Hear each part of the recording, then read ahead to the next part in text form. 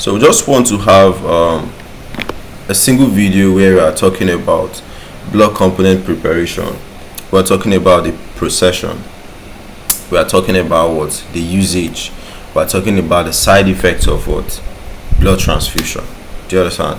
So I think we have had different videos on all of these components, but just a single video talking about all the components. So this one, blood components preparation, just have to do it. I'm collecting a whole blood. Now as I'm collecting whole blood, I'm trying to differentiate this whole blood into the various components. Do you understand? Then it could be that even within this component, I want to still remove a specific component. You understand that kind of thing? So this is where blood donation is heading. All right, because sometimes the patient has an issue, they need only white blood cells. So I shouldn't be transfusing a whole blood into them. You understand? I should just give them what they need. All right, then most of the times I should return the rest of what is not needed back to the person that donated it. Yeah, so you understand? So blood is typically separated into components to maximize its therapeutic value and minimize risk. So this is done using centrifugation, filtration, or apheresis. Okay, so that's what you actually use for this. Then, do you understand? So components of blood, we have red blood cells. Of course, they carry oxygen. Platelets, they help with blood clotting. So this is now telling you why the other person might actually need any one of these. You understand? It could be because of maybe they had issues with blood clotting, so I'm giving platelets. Plasma contains clotting factors. Cryoprecipitate is rich in fibrinogen, is rich in Factor VIII. All right, it's used in hemophilia.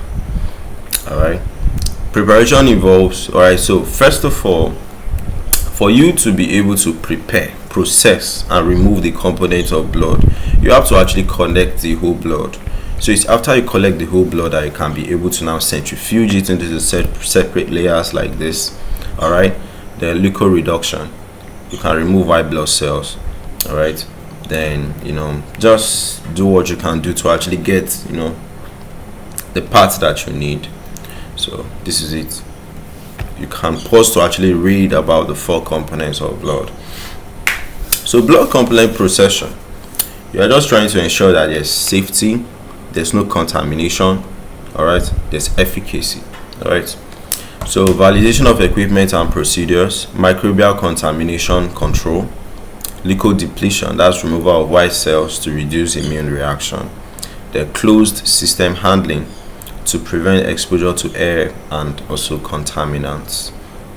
So usage of blood transfusion is to treat severe anemia. It could be due to trauma or blood loss. It could be cancer related reduction of blood cells. It could be hemophilia or clotting disorders. It could be sickle cell disease they want to treat. It could be because of burns, and liver failure, all right, that they actually want to treat and all of that. Okay, so types of transfusion: red blood cell transfusion. This one mainly the person has issues with oxygen carrying. Platelets is the person have issues with blood clotting, so he's bleeding. Plasma transfusion, you are trying to replace clotting factors. Whole blood transfusion, that one the person has lost all the components of blood. Some massive hemorrhage, so you basically have to replace everything. Then for the last aspect, which is basically the side effects. All right, side effects of blood transfusion. Allergic reactions might come up, so please you actually pause to look at the symptoms of this. Allergic reactions, febrile non-hemolytic. All right, so the red blood cells are basically being broken down. Sorry. Hemolytic reactions, all right, lung injury, could lead to infections, it could lead to HIV, it could lead to hepatitis.